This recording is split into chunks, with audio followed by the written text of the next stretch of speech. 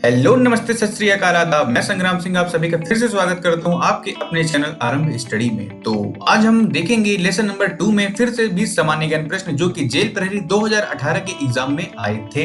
इसके through cover होंगे अपने 160 महत्वपूर्ण प्रश्न। और हाँ, खास बात ये कि अगर आपसे बनते हैं तो बहुत अच्छी बात है, आपकी तैयारी बहुत अच्छी है। और अगर हाँ नहीं बनते हैं तो रट लो इस टाइप के क्वेश्चंस, क्योंकि इसी टाइप के क्वेश्चंस व्यापक पूछेगा और ये पूछता ही है। विद प्रूफ मैं दिखाऊंगा आपको इस पूरे वीडियो में। तो ये इंग्लिश और हिंदी दोनों में रहेगा, तो इंग्लिश वाले यहाँ से भाग के बिल्कुल न जाए। सारा कुछ अगर आपको हिंदी में दिख रहा हो तो ये हिंदी और इंग्लिश बोथ लैंग्वेज में रहेगा।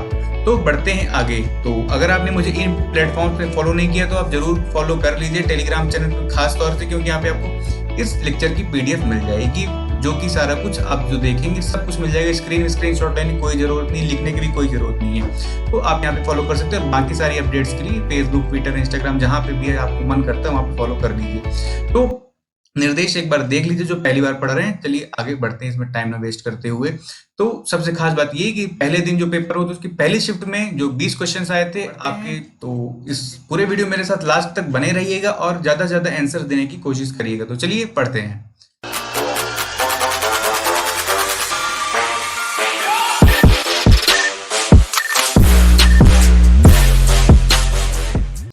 तो पहला क्वेश्चन ये रहा, मध्य प्रदेश सरकार द्वारा आपदा प्रबंधन संस्थान की स्थापना किस वर्ष में की गई थी? ऑप्शन नंबर 1 1987 में, ऑप्शन 2 1972, ऑप्शन 3 1956 या फिर ऑप्शन नंबर 4 1982।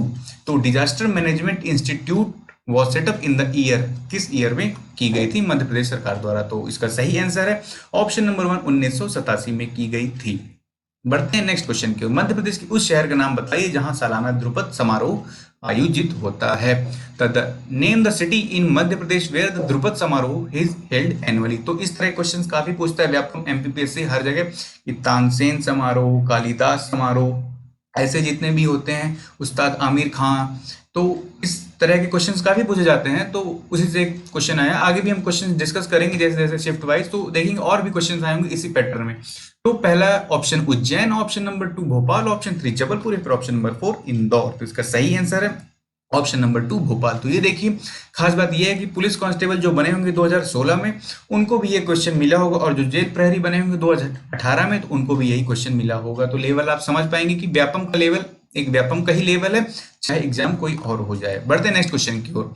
तो महारानी विक्टोरिया की स्वर्ण जयंती मनाने के लिए बनाया गया यूनेस्को विश्व धरोहर स्थल, उसका नाम बताइए। तो जब अपनी क्वीन विक्टोरिया थी, उनकी गोल्डन जुबली हो रही थी कि जब वो क्वीन बनी थी, तो उसके लिए एक इंडिया में बनाया गया था। तो उस समय तो वर्ल्ड हेरिटेज साइट नहीं था, बाद में इंक्लूड हो गया था। और इंक्लूड कब हुआ है वो करंट अफेयर्स है, और ये क्या महारानी विक्टोरिया वाली चीज हिस्ट्री है। तो दोनों को लिंक करके यहाँ पे आया है। तो ऐसे क्वेश्चंस करंट अफेयर्स के पूछते हैं, कहाँ से फालतू क्वेश्चन आए थे करंट अफेयर्स के? तो करंट अफेयर्स के आप क्वेश्चन जो पढ़ सकते हैं, जो इंपॉर्टेंट है वो आप पढ़िए। तो उस यूनेस्को साइट का नाम बताना है। तो option number 1 Gateway of India, option 2 Victoria Memorial, option 3 India Gate या फिर option number 4 Chhatrapati Shivaji Maharaj Terminus. तो इसका सही आंसर है option number 4 Chhatrapati Shivaji Maharaj Terminus. तो ये क्या है शिवाजी महाराज टर्मिनस? तो ये देखिए, ये है कुल मिला के मुंबई का रेलवे स्टेशन है ना। तो यही इसी को बनाया गया था क्वीन विक्टोरिया की गोल्डन जुबली को कोमेमोरेट करने के लिए। बढ़ते हैं नेक्स्ट क्वेश्चन की ओर। आधिकारिक शुभंकर पाने के लिए भारत में पहले वन्य जीव रिजर्व का नाम बताइए। तो name the first wild life reserve in India to get an official mascot. तो ऑप्शन नंबर 1 रणथंभौर राष्ट्रीय उद्यान, option 2 Corbett National Park, option 3 Kanha tiger reserve या फिर ऑप्शन नंबर 4 सरिस्का राष्ट्रीय उद्यान। तो अगर आप एमपी का पेपर दे रहे हैं तो अगर एक लॉजिकल तुक्का मारेंगे तो आपको इसमें तुक्का ये मारना पड़ेगा कि एमपी का कोई इसमें टाइगर रिजर्व या फिर नेशनल पार्क होना चाहिए। तो अगर आपको पता है इन चारों में से तो वही इसका आंसर हो। तो जी हाँ, इसका आंसर है option number 3 Kanha tiger reserve. तो ये है ऑफिशियल मैस्कॉट भूर सिंह द बारह सिंगा। तो क्वेश्चन इस तरह भी पूछ सकता है कि कान्हा नेशनल पार्क का ऑफिशियल मैस्कॉट क्या है? तो भूर सिंह द बारह सिंगा। एक प्रकार से पहचान दिलाता है कि कान्हा नेशनल पार्क से रिलेटेड ये चीज है। बढ़ते हैं नेक्स्ट क्वेश्चन की ओर। मध्य प्रदेश सरकार द्वारा मजदूरों और गरीब परिवारों को बिजली की सब्सिडी देने के लिए 2018 में शुरू की गई योजना का नाम बताइए। तो हम 2020 में जी रहे हैं और 2018 की बात कर रहे हैं क्योंकि क्वेश्चन उस समय आया था। तो गरीब परिवारों के लिए सब्सिडाइज पावर लेबरर्स और पुअर फैमिलीज की कौन सी योजना आई थी? तो आप ध्यान दीजिए कि बिजली और सब्सिडी की बात की गई है। तो क्वेश्चंस के ऑप्शन में देखते हैं। तो मुख्यमंत्री खेत तीर्थ दर्शन योजना, ऑप्शन 2 संबल योजना, ऑप्शन 3 कृषि ऋण समाधान योजना, ऑप्शन 4 प्रधानमंत्री कृषि सिंचाई योजना। तो इसका सही आंसर है ऑप्शन नंबर 2 संबल योजना। तो संबल योजना क्या है, इस पूरे फोटो में आप देख पाएंगे, अगर देख रहे हो तो इसको पॉज करके देख लीजिए, सारा कुछ इसमें है। तो ये उस समय की सबसे खास कह सकते हैं कि एक प्रकार से मोस्ट इंपॉर्टेंट स्कीम थी गवर्नमेंट की। तो गवर्नमेंट की योजना में संबल योजना ने एक प्रकार से काफी कह सकते हैं चुनावी पारा बदलने का काम किया था।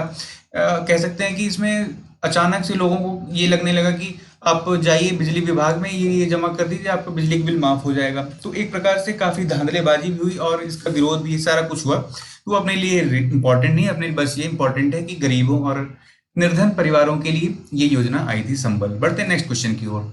1931 में भारतीय राष्ट्रीय कांग्रेस के किस सत्र में मौलिक अधिकार और आर्थिक कार्यक्रम पर संकल्प अपनाया गया था? तो in 1931 the resolution on fundamental rights and economic programme was adopted at which session of the Indian National Congress.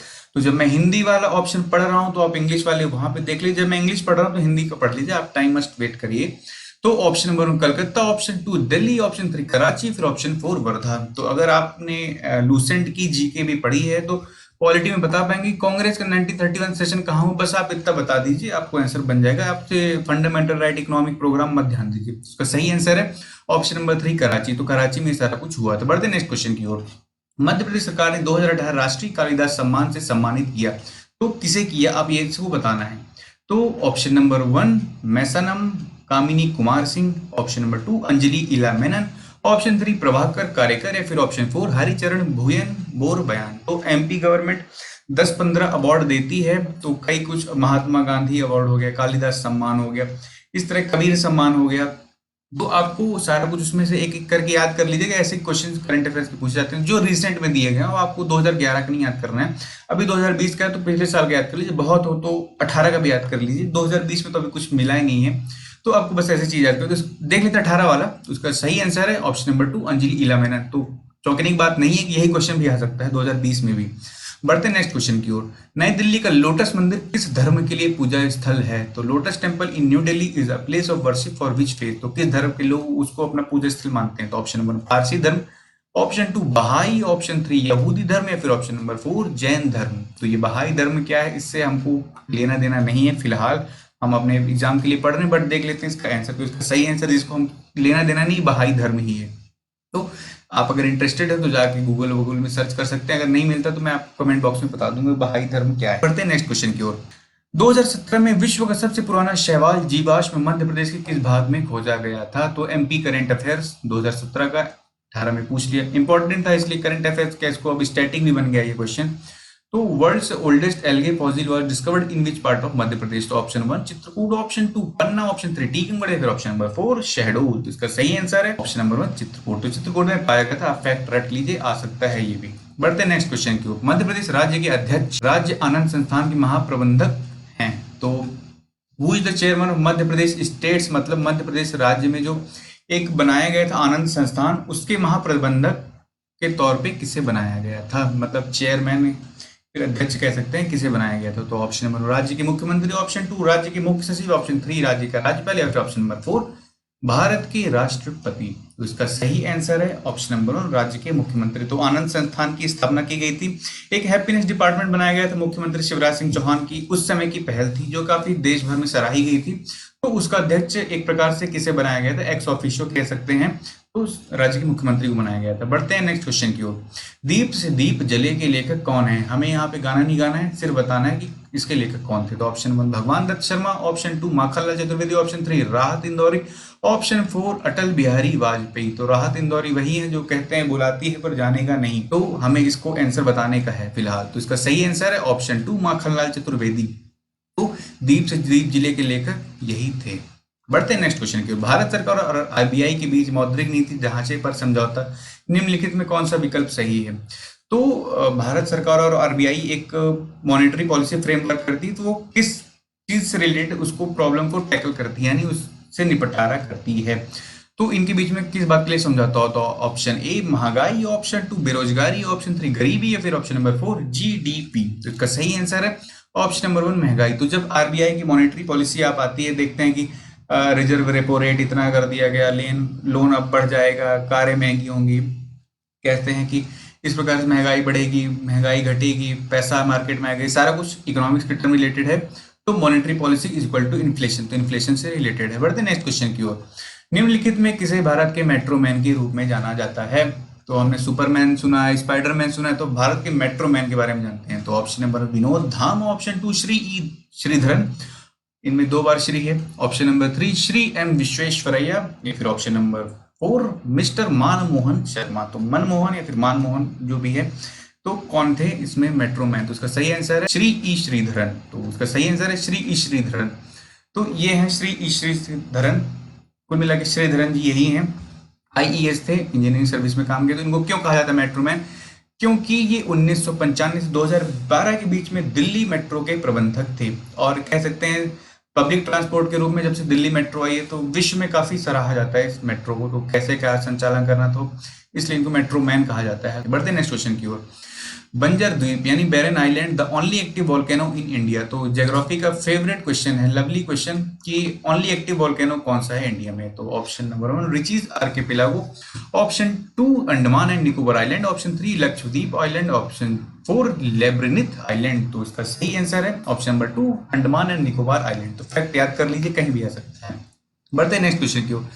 चार मीनार भारत के किस शहर में स्थित है? Option number 1 Agra, option 2 Delhi, option 3 Bengaluru, या फिर ऑप्शन हैदराबाद। तो जो साउथ इंडिया की फिल्में देखते हैं उनसे इसका आंसर बन जाएगा। तो इसका सही आंसर है हैदराबाद। तो हैदराबाद की जो फिल्मों की शूटिंग होती है, यहाँ पे जरूर कोई ना कोई आप देखेंगे, चाहे रवि तेजा की फिल्म हो गई या फिर अल्लू अर्जुन की हो गई, किसी की भी आप देखते होंगे तो यहाँ पे एक आर्ट सीन तो आपने देखा ही होगा। बढ़ते नेक्स्ट क्वेश्चन की ओर।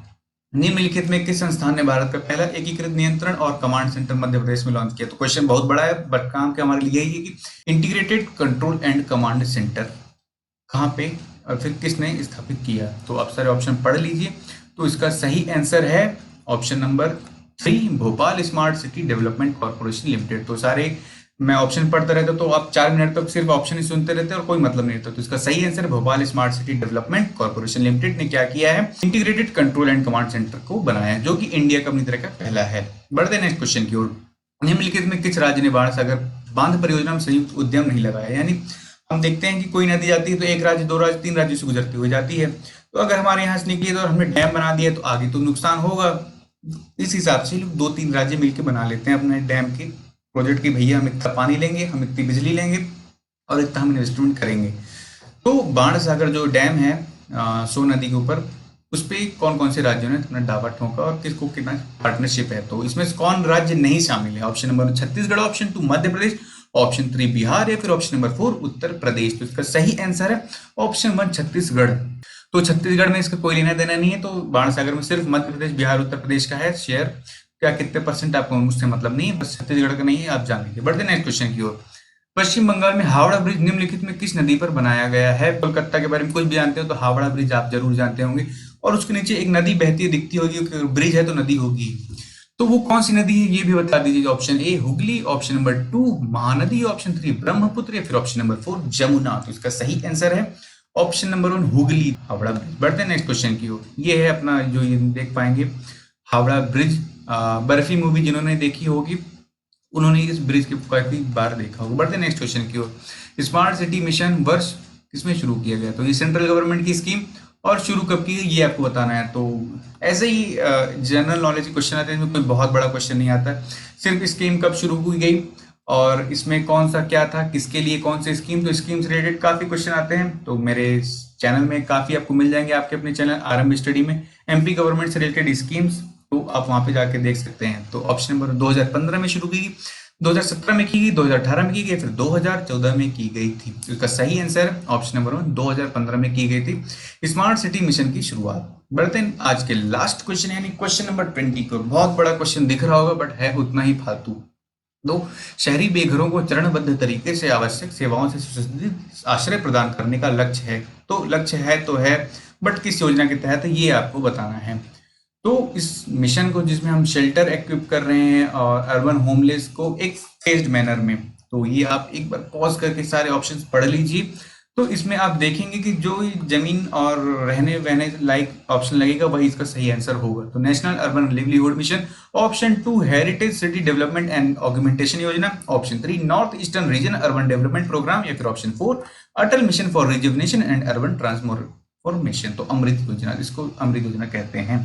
तो इसका सही आंसर है option number 1 national urban livelihood mission. तो राष्ट्रीय शहर से रिलेटेड ऑप्शन में क्वेश्चन में दिया गया था शहरी बेघर, तो बेघर को हम घर देंगे, तो लिवलीहुड आजीविका इससे रिलेटेड था। तो ये सारा कुछ मैं लिंक करने की कोशिश कर रहा हूँ, जो तुक्का मार रहे हैं उनके लिए, बाकी जो पढ़े हैं उनके लिए तो खट्ट से बन गया सारा आंसर।